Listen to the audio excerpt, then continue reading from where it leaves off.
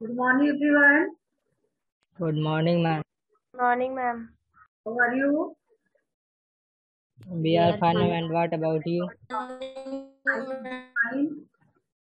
बेटा आज के सेशन में आप लोगों को चैप्टर 4 सुभद्रा कुमारी चौहान द्वारा लिखित कदम का पेड़ इस कविता को पढ़ना है। इस कविता के शुरू होने से पहले हम सुभद्रा कुमारी चौहान के बारे में जानेंगे। आप लोगों ने पिछले क्लास में शायद सुभद्रा कुमारी चौहान की कविता पढ़ी थी। कोई कविता यस मैम। याद है? कौन सी कविता थी? मैम, मेरा प्यारा बचपन। हाँ, मेरा प्यारा बचपन। तो चलिए, प्यारा बचपन कविता पढ़ी थी, उसी तरह से यह भी बच्चों के ही ऊपर आधारित कविता है। छोटे बच्चों के मन में कैसी भावना है, क्या विचार है।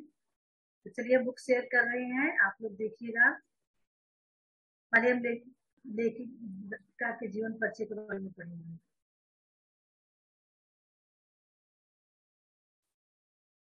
बेटा सबको बुक दिखी? Yes ma'am. Yes ma'am. चलिए बेटा देखिए, अभी आप लोगों ने पिछले चैप्टर में अनारकों का जो है प्रश्नों की बारे में पढ़ा। उसके प्रश्न जो थे वो समाज के सच्चाइयों को दर्शित कर रहे थे, क्योंकि देखिए उसके प्रश्न के माध्यम से बहुत सारे जो प्रश्न है वो समाज के ऊपर है, जो समाज में व्यंग किया गया है उन प्रश्नों से, है ना। किस पे व्यंग किया आपको बताया भी गया था। समाज के जो कटु सत्य है उस पर व्यंग किया गया है कि कैसे श्रमिक वर्ग इतना मेहनत करके कोई भी चीज बना रहा है, कितना परिश्रम कर रहा है, और फिर श्रेय उसका कौन लेता है, क्रेडिट उसकी कौन लेते हैं? नेता लोग लेते हैं, है ना। इस सच्चाई को बताया गया था इस कविता में जो सुभद्रा कुमारी चौहान द्वारा है। इसमें भी छोटे बच्चों का प्रश्न है, क्या है अभी आप पढ़ेंगे। पहले आप सुभद्रा कुमारी चौहान के बारे में जानेंगे। सुभद्रा कुमारी चौहान का जन्म 16 अगस्त, काश 15 अगस्त होता तो बहुत अच्छा था, ये दिन के लिए इनका बदल गया है ना। 1904 को इलाहाबाद के पास निहालपुर गांव में हुआ था। इनकी शिक्षा क्राफ्टवेट गर्ल्स कॉलेज में हुई थी। 1913 में 9 वर्ष की आयु में ये प्रयाग से निकलने वाली पत्रिका मर्यादा, जिसे आजकल बहुत सारी पत्रिकाएं निकलती है ना, ऐसे ही पहले प्रयाग से जो है मर्यादा नामक पत्रिका निकलती थी। उस पत्रिका में नीम के पेड़ पर लिखी पहली कविता प्रकाशन की थी इन्होंने। अब सोच लीजिए, 9 वर्ष की आयु में, 9 वर्ष की आयु में आप किस क्लास में रहे होंगे? 4th में रहे होंगे, है ना। Yes ma'am. इस उम्र में इन्होंने नीम नामक एक कविता लिखी जो पेड़ पर लिखी थी, नीम के पेड़ पर। रचनाएं आप कविता को पढ़ के देखिएगा, 9 वर्ष के बच्चे कैसे कविता लिखी थे, उनकी भावना क्या थी। अगर आप नीम वाला कविता डालेंगे नेट पे तो आपको आ जाएगा, पढ़ सकते हैं आप, पढ़ के जानेंगे 4 वर्ष के बच्चे के मन में कैसी भावना थी, कैसे उन्होंने कविता लिखा था पहला। इन्होंने लगभग 88 कविताओं और 46 कहानियों की रचना की है।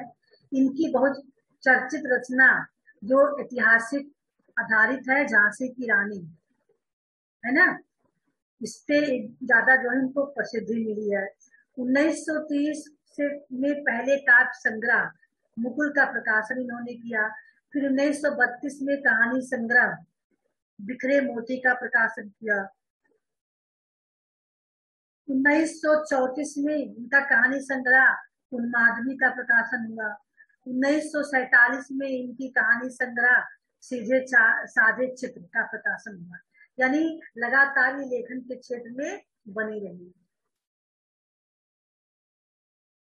इनको बेटा मुकुल तथा बिखरे मोती पर अलग अलग सेक्सरिया पुरस्कार, आपने पिछले क्लास में पढ़ा होगा लेखन के क्षेत्र में कौन कौन से पुरस्कार मिलते हैं ना। इसमें से सेक्सरिया पुरस्कार इनको दोनों मुकुल पे भी मिला है और बिखरे मोती पर मिला है। यानी अगर कोई अच्छा लेखक हो और 2-3 पुस्तकें अच्छा अच्छा लिखता हो तो हर पुस्तकों पे उसे पुरस्कार मिल सकता है। ये नहीं कि एक व्यक्ति को एक पुरस्कार को एक बार मिले, ऐसा नहीं है। शिक्षक का पुरस्कार वो पुस्तक पे मिलता है। अगर आपके सारे पुस्तक अच्छी हैं तो सारे पे मिल सकती हैं, पूरे मिला। भारतीय तटरक्षक सेना द्वारा 28 अप्रैल 1906 को सुभद्रा कुमारी चौहान को सम्मानित करते हुए नवीन नियुक्त तटरक्षक जहाज का नाम सुभद्रा रखा गया है ना। सुभद्रा जलयान है हमारे यहाँ, मतलब पानी जहाज है, सुभद्रा नाम से। वो इनके सम्मान में उसका नाम सुभद्रा रखा गया। भारतीय डाक टार विभाग द्वारा 6 अगस्त 1976 को सुभद्रा कुमारी चौहान के सम्मान में 25 पैसे का डाक टिकट भी जारी किया गया। इतना इनको सम्मान दिया गया। पुरस्कार और भी क्या है। 1921 में गांधी जी के असहयोग आंदोलन में भाग लेने वाली ये प्रथम महिला थी। गांधी जी के साथ असहयोग आंदोलन में भाग लेने वाली प्रथम महिला थी वो। 1921 में था असहयोग आंदोलन, याद होगा आप लोगों को, है ना। इनकी यस मैम। 15 फरवरी 1948 को हुई। चलिए 15/1 इन्होंने अपने देश को स्वतंत्र होते देख लिया। 15 अगस्त 1947 को स्वतंत्र हुआ और 15 फरवरी 1948 को ही खत्म हुई। यानी अगस्त, सितंबर, अक्टूबर, नवंबर, दिसंबर, जनवरी, फरवरी 6 महीना ये स्वतंत्र भारत में जीवित रही। 1948 को खत्म हुई। 1904 को जन्म, 48 में खत्म होना, यानी कहने का मतलब है 44 वर्ष तक की आयु इनकी थी।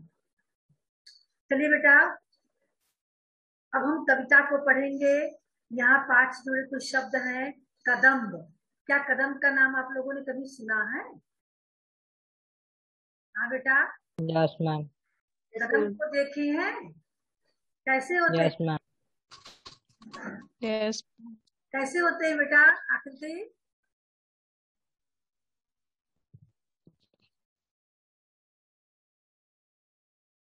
फूले कदम झूले कदम, डाल पर फूले कदम, गेट जैसे।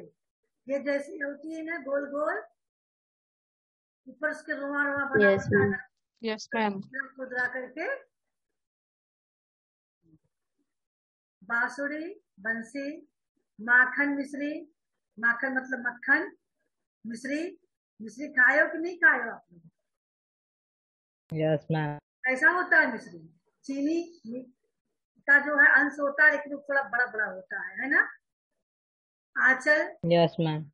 Yes ma'am. पहनती है, उसका जो पल्लू होता है उसको आंचल कहते हैं। तीरे यानी किनारे, ठीक है। चलिए अब हम कविता पे आते हैं। चलिए पहले आप लोग कविता रीडिंग करेंगे,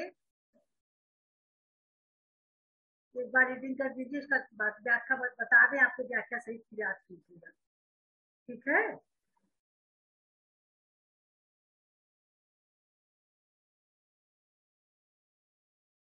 चलिए खुशी आप एक बार रीड करेंगी कविता को।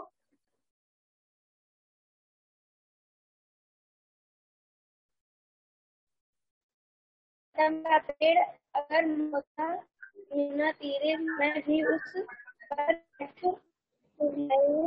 घूमता धीरे धीरे, ले देती मुझे बांसुरी तुम 2 पैसे वाली।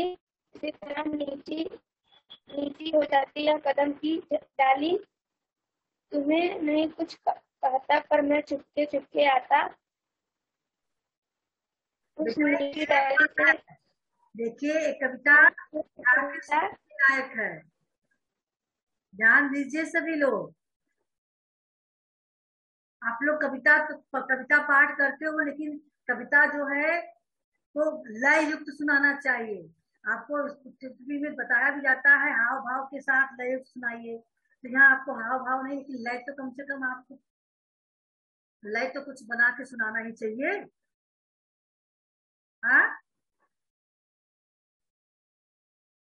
हर कविता को अगर हम लयबद्ध कर दे तो गीत बन जाएगी, संगीत, उसमें और भी सुंदरता आ जाएगी।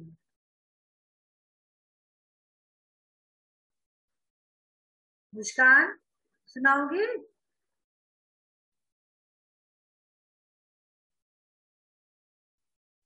Yes ma'am. यह कदम का पेड़ अगर माँ होता यमुना तीरे, मैं भी उस पर बैठ कन्हैया बनता धीरे धीरे। ले देती यदि मुझे बांसुरी तुम 2 पैसे वाली, किसी तरह नीची हो जाती यह कदम की डाली। तो आप कभी तुम्हें नहीं कुछ कहता पर मैं। थोड़े धीरे पर सुनाइए इसको, बहुत अच्छी इसकी लय है, थोड़ा आप ध्यान दीजिए, सुर ताल मिलाइए, देखिए कितनी अच्छी लगेगी कविता। ये बिल्कुल कन्हैया की जो है नकल की गई है यहाँ पे। छोटा बच्चा है, वो कन्हैया बनना चाहता है और अपनी माँ से कह रहा है इसी चीज को। जैसे कन्हैया जी बांसुरी बजाते थे कदम पे बैठ के, वैसे वो भी बजाना चाह रहा है।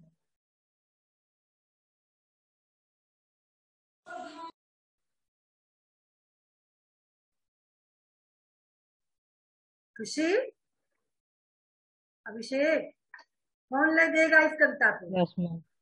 सुनाइए बेटा।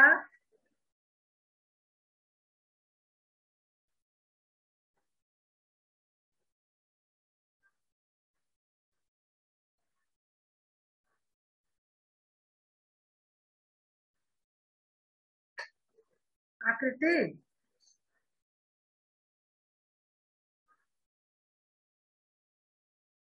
नहीं समझ में आ रहा है मुस्कान ना इसका?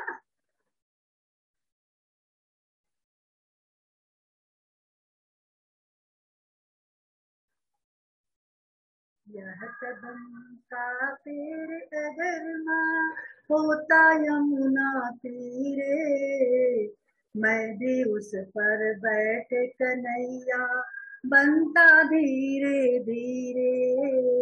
मैं भी उस पर बैठ कन्हैया बनता धीरे धीरे। ले दे दी मुझे बांसुरी तुम 2 पैसे वाली, किसी तरह नीची हो जाती यह कदम्ब की डाली। तुम्हें नहीं कुछ कहता पर मैं चुपके आता, उस नीची डाली से अम्मा ऊंचे पर चढ़ जाता। उस नीची डाली से अम्मा ऊंचे पर चढ़ जाता। वहीं बैठ फिर बड़े मजे से मैं बांसुरी बजाता, अम्मा अम्मा का बंसी के स्वर में तुम्हें बुलाता। सुन मेरी बंसी को माँ तुम कितनी खुश हो जाती, मुझे देखने काम छोड़कर तुम बाहर तक आती। मुझे देखने काम छोड़कर तुम बाहर तक आती। तुमको आता देख बांसुरी रख मैं चुप हो जाता, पत्तों में छिप कर धीरे से फिर बांसुरी बजाता। गुस्सा होकर मुझे डांटती कहती नीचे आ जा, पर जब मैं न उतरता हंस कर कहती मुन्ना राजा। तब पर जब मैं न उतरता हंस कर कहती मुन्ना राजा।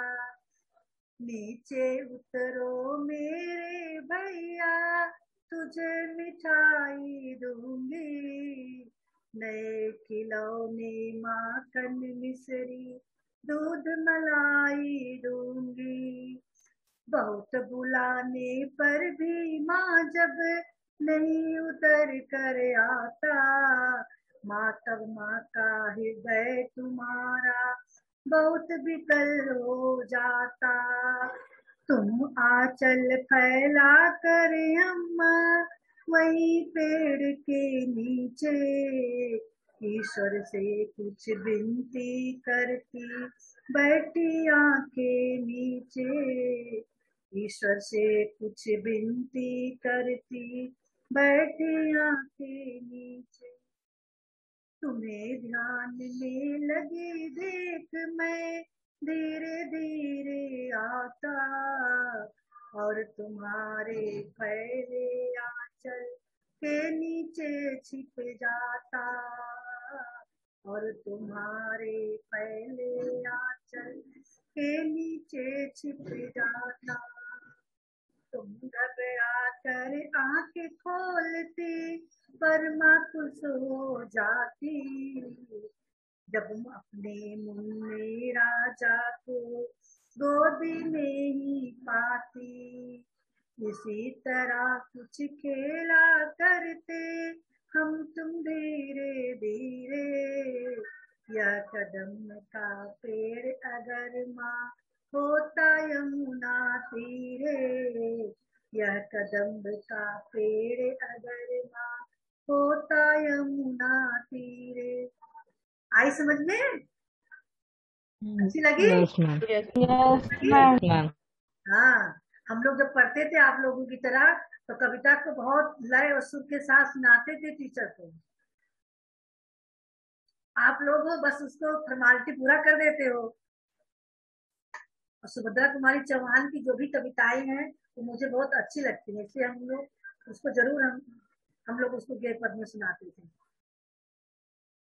तो आप लोग भी सुनाएंगे गेय पद में, ठीक है? चलिए मुस्कान स्टार्ट कीजिए। अब आप व्याख्या अगले बार बताएंगे। आज आपको इसकी जो है गान करना, सस्वर गान।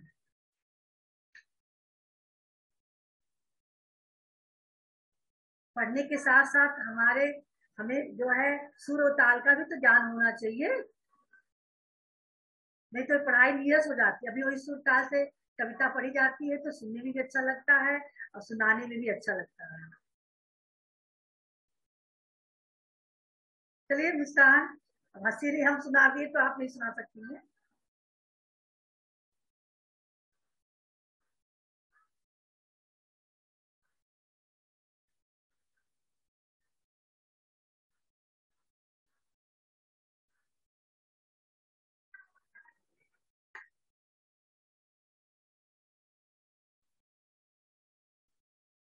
नहीं सुनाना चाहेंगी?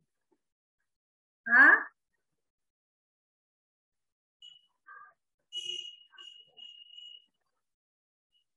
आकृति, बस आप लोग ऐसे ही रहो, सुनाना नहीं चाहोगे। आप लोगों को घर में पेरेंट्स सुन लेंगे ना, इसलिए आप लोग को लग रही है ना, लज्जा आ रही है सुनाने में, है ना? ऐसे हो गई पढ़ाई, जब इतनी लज्जा करोगे पढ़ाई हो गई। स्टेज पे गाना गाना हुआ, कविता पाठ करना हुआ तो कैसे करोगी तुम लोग? आज स्कूल बंद है, घर में बैठी हो तो लज्जा कर रही हो। कल को मंच पे कविता सुनाना होगा, सुभद्रा कुमारी चौहान की हो, चाहे महादेवी वर्मा की हो, या फिर सूर और तुलसी की जो पद है वो तो और भी गेय है। कबीरदास की शब्द तो जो है रमैनी, वो भी आपका गेय पद है। तो आप तो तुम्हें सुनाएंगे? अच्छा मत सुनाई जाइए, मत सुनाइए, क्लास में मिलोगे तब सुनेंगे। चलिए, तो हमने सुना दिया, आपको पता हो गया, आप कविता याद कर डालिएगा। जो है इसको हम सुनेंगे, जब पूरा कंप्लीट होगा तब सुनेंगे आप लोगों से। चलिए, इसकी व्याख्या हम बता दे रहे हैं, आप लोग व्याख्या सहित याद कीजिएगा। छोटा सा बच्चा अपनी माँ से अपने मन के भाव को व्यक्त करते हुए कह रहा है। इस कविता में सुभद्रा कुमारी चौहान ने बताया है कि छोटा सा बच्चा, उसके मन में क्या है, कदम का पेड़ देखकर जो भावनाएं हैं वो अपने माँ से व्यक्त कर रहा है। हे माँ, अगर यह कदम का पेड़ यमुना के किनारे होता है, कदम का पेड़ समझ लग रहा है घर के अगल बगल है, तो वही वो कह रहा है कि यह कदम का पेड़ अगर माँ यमुना के किनारे होता तो मैं भी उस पर कन्हैया की तरह, जैसे यमुना नदी के किनारे कदम के पेड़ पर बैठ के कन्हैया जी बांसुरी बजाते थे, गाय चराते थे, सभी लोग वहां रास लीला करते थे, है ना? बहुत सारी लीलाएं वो किए हैं कदम के पेड़ पर बैठ के यमुना के किनारे। तो अभी सोच कह रहा है कि मैं भी कन्हैया की बन जाता और उस कदम के पे बैठ के आपको बांसुरी सुनाता, मैं कन्हैया बन जाता धीरे धीरे। और जब तुम ले देती यदि मुझे बांसुरी, तुम 2 पैसे वाली, किसी तरह नीची हो जाती है कदम की डाली।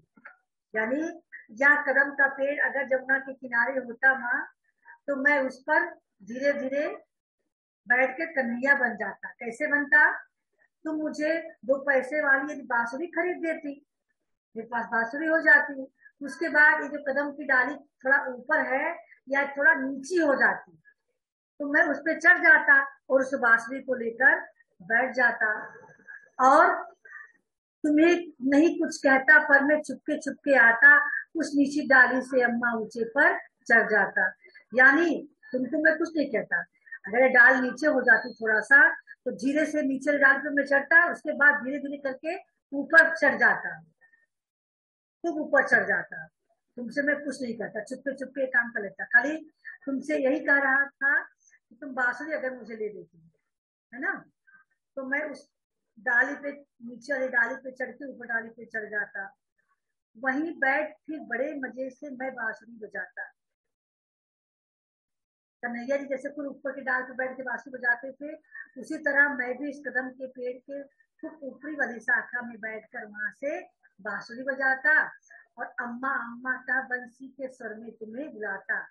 अम्मा अम्मा मुझसे न कहता, बांसुरी के स्वर में अम्मा सब डाल के मैं तुमको बुलाता अपने पास। तो बच्चे की बातें सुनकर माँ खुश हो जाती ही है। वही बच्चा कह रहा है कि तुम मेरी बंसी को माँ, सुन मेरी बंसी को माँ, तुम इतनी खुश हो जाती, मुझे देखने काम छोड़कर तुम बाहर तक आती। जब मेरी बांसुरी की आवाज सुनती माँ, तो तुम मुझे इतनी खुश हो जाती कि मुझे देखकर चाहे जो भी काम करती रहती, उसको छोड़कर तुम बाहर निकल आती। जैसे कि गोकुल में होता था, जब कन्हैया जी बांसुरी बजाते थे, तो ग्वाल बाल गोपिकाएं बड़े बुजुर्ग जो भी जहाँ होते थे, जो भी काम करते थे, यहाँ तक कि गाय गोरू भी, गाय भैंस भी अपना पगुराना खाना सब छोड़ के एकदम मस्त होके उनकी बांसुरी की आवाज सुनने लगती थी। सभी लोग अपने काम काज को छोड़कर उनकी बांसुरी की धुन को सुनते थे। तो वही बच्चा कह रहा है कि तुम भी सारे काम छोड़कर बाहर निकल आती, और तुमको आता देख बांसुरी रख में चुप हो जाता, पत्तों में फिर छिपकर धीरे से फिर बांसुरी बजाता। अब जब तुम बाहर आती तो मैं चुप हो जाता और पत्तों के बीच छिप जाता, तो मुझे देख नहीं पाती, है ना, तुम इधर उधर देखती मुझे ना पाती। जैसे अंदर जाती फिर मैं चुप धीरे से बांसुरी बजाना शुरू कर देता। गुस्सा होकर मुझे डांटती, कहती नीचे आ जा, और इस तरह मैं तुम्हें जब परेशान करता तो मेरे ऊपर गुस्सा आ जाती और कहती नीचे आओ, जल्दी से नीचे आओ। तो मैं उतरना नहीं चाहता। मैं जब नीचे न उतरता तो तुम्हारी गुस्सा शांत हो जाती और तुम हंसकर कहती, मेरी मुन्ने राजा, मेरा प्यारा बेटा, नीचे आ जाओ, मैं तुम्हें नहीं डांटूंगी, है ना, और भी बहुत सारी चीजें हैं। नीचे उतरो मेरे भैया, तुझे मिठाई दूंगी, मेरे बेटे नीचे उतर आओ, तुम्हें मिठाई दूंगी, नए नए खिलौने खरीद के दूंगी, माखन मिश्री खिलाऊंगी, दूध की मलाई तुमको खिलाऊंगी, तुम नीचे आ जाओ। इस प्रकार से तुम मुझे प्यार से कहती। जब तुम बहुत बुला लेती, बहुत बुलाने पर भी माँ जब नहीं उतर कर आता माँ, तब माँ का हृदय तुम्हारा बिल्कुल बहुत विकल हो जाता। इस प्रकार से जब तुम मुझे बहुत बुलाती, उसके बाद भी बहुत लालच देती, तब भी मैं नीचे नहीं उतर के आता, तो तुम्हारा हृदय बहुत दुखी हो जाता, विकल हो जाता, परेशान हो जाता। तब तुम आंचल फैलाकर अम्मा वही पेड़ के नीचे ईश्वर से कुछ विनती करती बैठी, आंखें नीचे। जब मैं नहीं उतरता, तुम परेशान हो जाती, तो वहां पेड़ के नीचे बैठकर आंचल फैलाकर भगवान से विनती करती, कुछ बैठकर उनसे प्रार्थना करती मेरे नीचे उतरने के लिए, आंख बंद करके, है ना। और तुम्हें ध्यान में लगी देखकर मैं धीरे धीरे आता और तुम्हारे फैले आंचल के नीचे छिप जाता।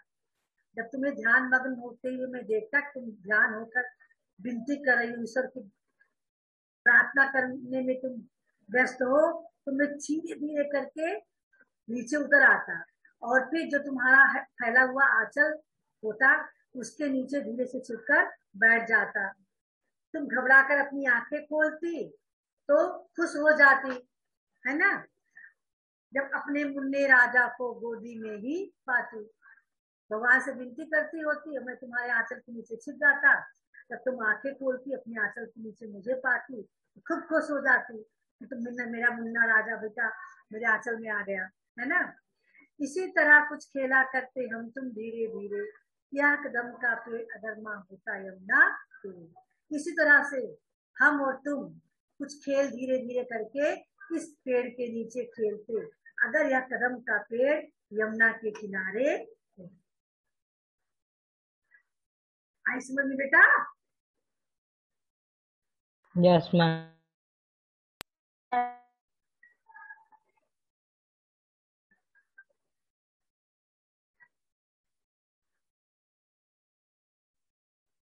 अब तो समझ गए होंगे इसका भावार्थ, बहुत सरल अर्थ है। Yes ma'am. चलिए आप सुनाइए बेटा।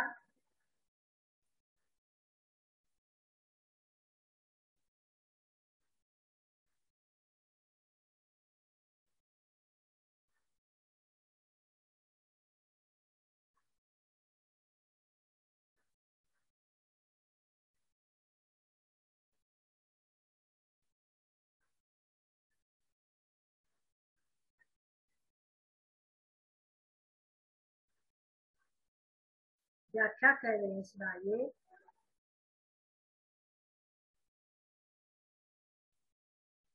अभिषेक, यस मैम।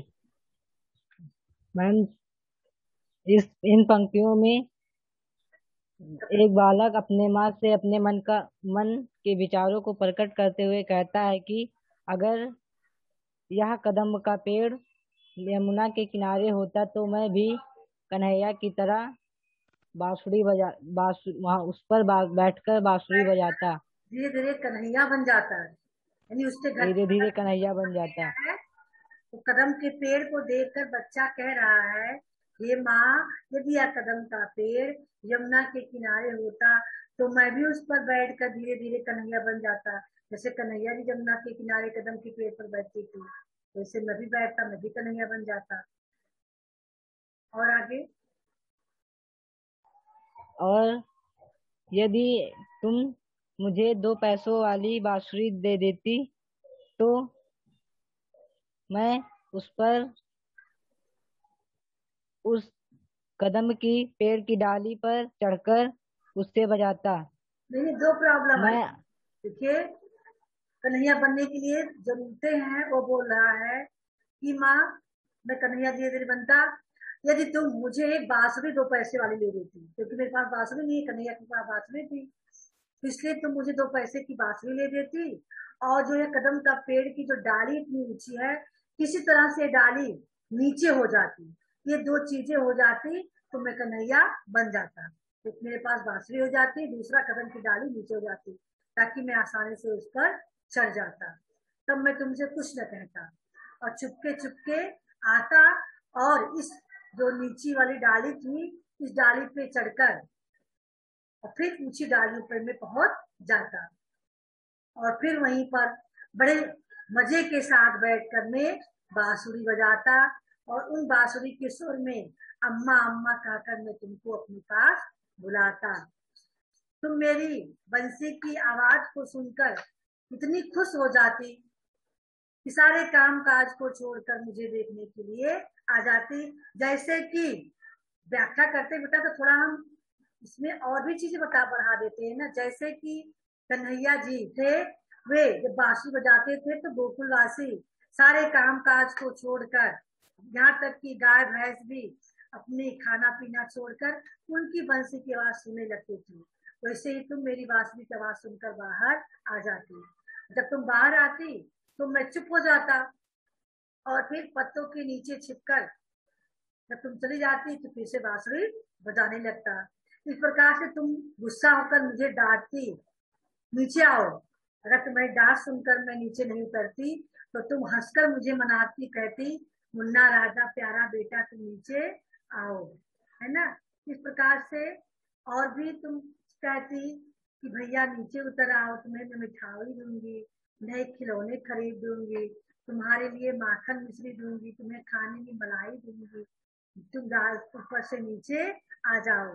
इस प्रकार से तुम मुझे बहुत बुलाती, फिर भी माँ मैं नीचे उतर कर नहीं आता, तब तुम्हारा जो ममतामयी हृदय है वो बहुत विकल हो जाता, तुम व्याकुल हो जाती और फिर अपनी आंचल को फैलाकर वहीं पेड़ के नीचे बैठकर ईश्वर से प्रार्थना करती, मुझे नीचे आने के लिए ईश्वर से प्रार्थना करती आंख मूंद कर। और जब तुम्हें मैं देखता तुम आंख मूंद कर ध्यान लगाकर ईश्वर की प्रार्थना कर रही हो, तो मैं धीरे धीरे कदम के पेड़ से नीचे आता और फिर जो तुम आंचल फैला के प्रार्थना कर रही होती उस आंचल के नीचे छिपकर बैठ जाता। तुम घबराकर अपनी आंखें खोल देती और मुझे देखकर तुम खुश हो जाती, तुम्हारा मुन्ना राजा बेटा को अपनी गोदी में तुम पाती। इसी प्रकार से मैं और तुम बैठकर वहाँ या धीरे धीरे कुछ खेल खेलते अगर या जो कदम की पेड़ है या जमुना के किनारे होता। सभी लोग वीडियो बंद कर दिए हो, कौन सी बात है? हाँ वीडियो ऑन रखिए बेटा, अब तो समझ में आ गया है। अनुभव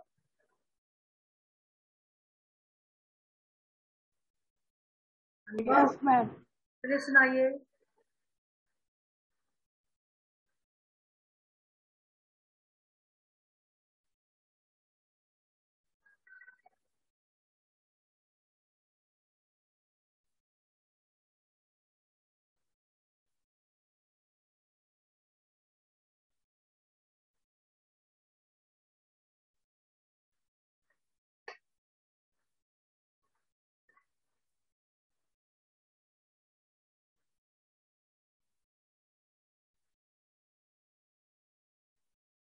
नहीं बेटा, अभिनव, अनुभव, मेरा ज्ञान बहुत डिस्कनेक्ट कर दिया अपने आप को। अनुराग वीडियो ऑन कीजिए। अनुराग, मुस्कान वीडियो क्यों बंद करके बैठी है?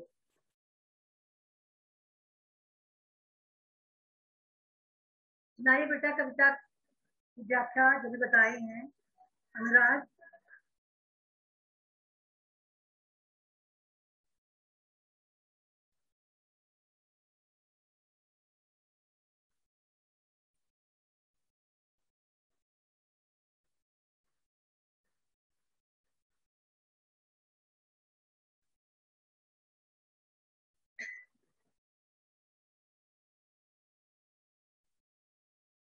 अनुराग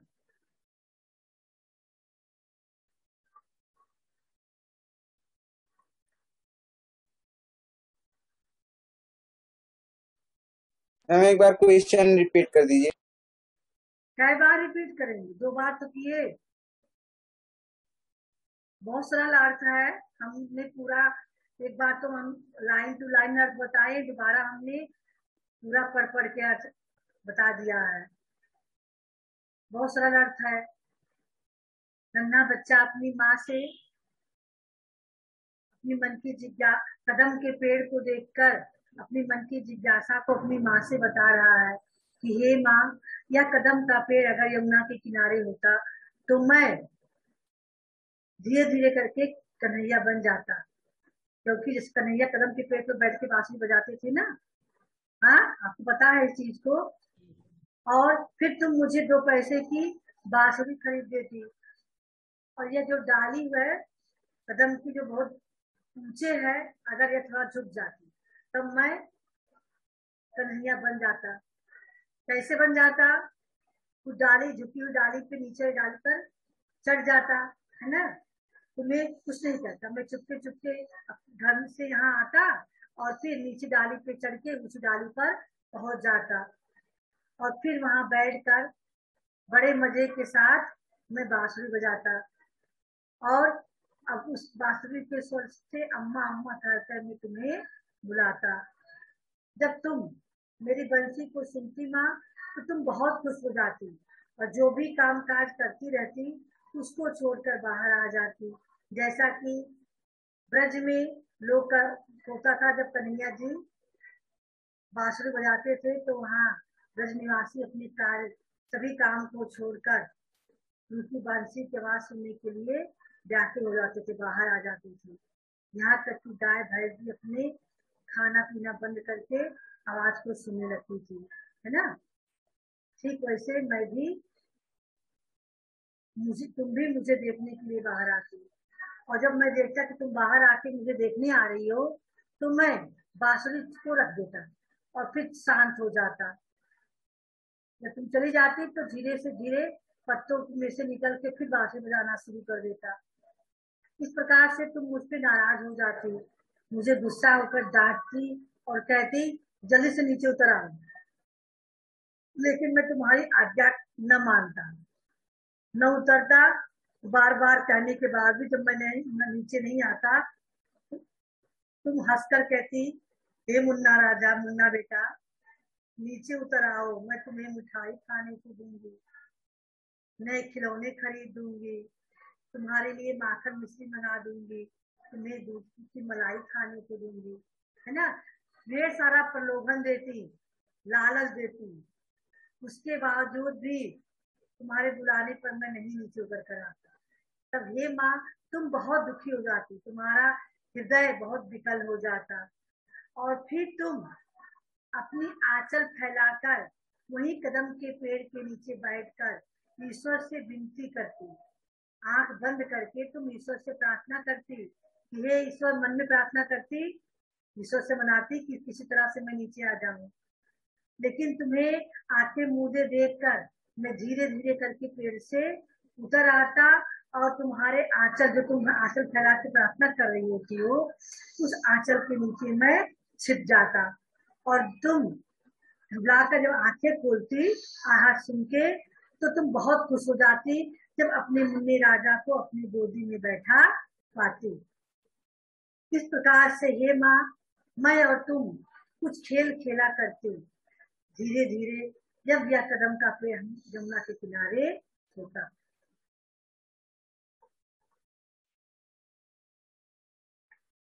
देखिए 3 लोग बचे हैं, पढ़ना नहीं चाहते हैं तो डिस्कनेक्ट हो जाते हैं सभी लोग। अब आप लोग को समझ में आ गया होगा ना।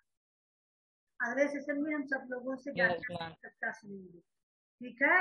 और सस्वर आप लोग तैयार कर लीजिएगा। आज का वर्क हम कुछ नहीं दे रहे हैं, इसको लयबद्ध तैयार करना, इसकी व्याख्या तैयार करना, ठीक है। सेशन का समय समाप्त हो गया बेटा। Good bye everyone. Good bye ma'am. Bye बेटा।